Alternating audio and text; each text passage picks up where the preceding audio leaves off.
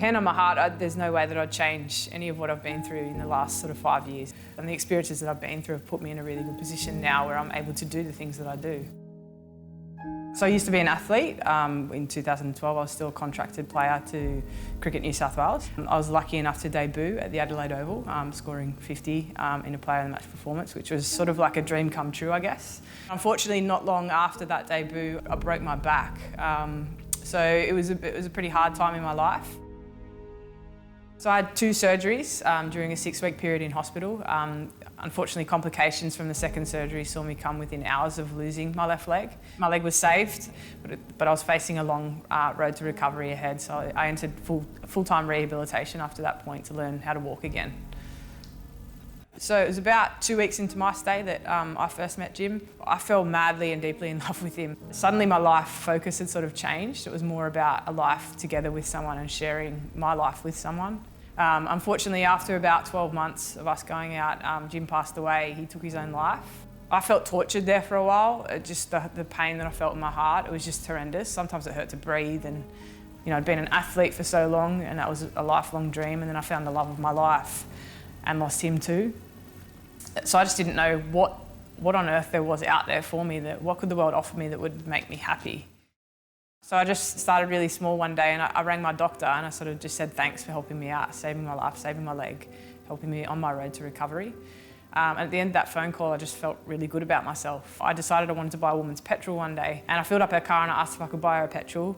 From there, she asked why, and I said I'd been through a bit, and I suddenly found myself in the position that I wanted to help other people as well, or just brighten the lives of other people. And I shared that on some social media channels and things like that, and suddenly, yeah, people started taking notice.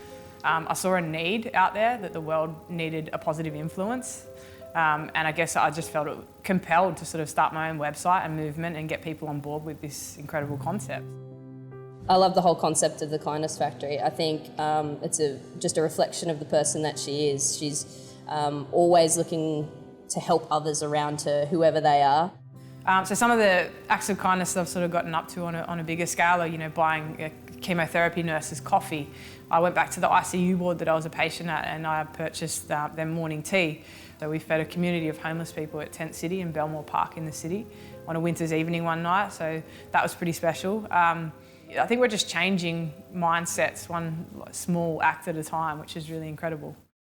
So things were great. 2015 rolled over. I was in the best position I'd been mentally, emotionally, physically, spiritually, everything. I was training for a full Ironman to be completed in May of 2016, when unfortunately I was hit by a car from behind and I broke my back in 4 places, and sort of the whole process of learning how to walk again sort of happened to me. So most people sort of say that it's beyond recovery. So I was never supposed to walk again. I was supposed to have my leg cut off.